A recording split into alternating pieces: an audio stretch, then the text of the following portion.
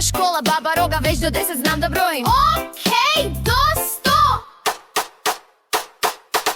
Ajde spremim đačku torbu da vidimo šta da nosim. Za početak stavljam samo ono s čime se ponosim.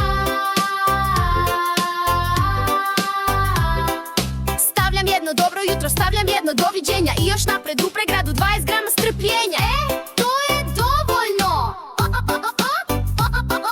Da slušam kad drugi priča i ne upadam u reč. I hrabrosti jedan prutić kad ja želim nešto reći.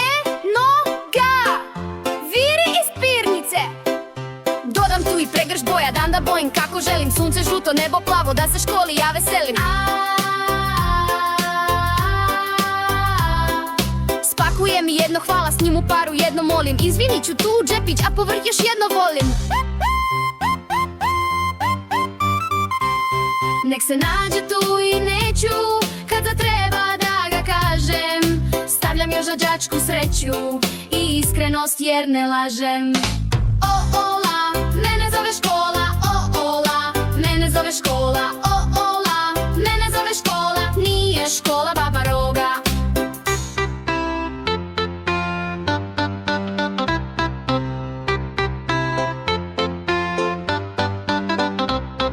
Evo puna torba već, gde knjige da stanu? Mora veća torba, ali ko će to da vuče? Zadatak iako nije lak, bit ću jedan dobar sretan đak, đak. Ruke gore, hajde svi, škola zove 1, 2, 3, nema straha. Zvoni zvonce, za nas predškolce.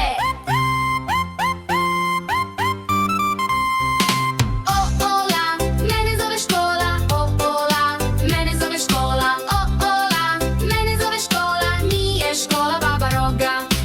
O-ola, mene zove škola, o-ola, mene zove škola, o-ola, mene zove škola, nije škola Baba Roga.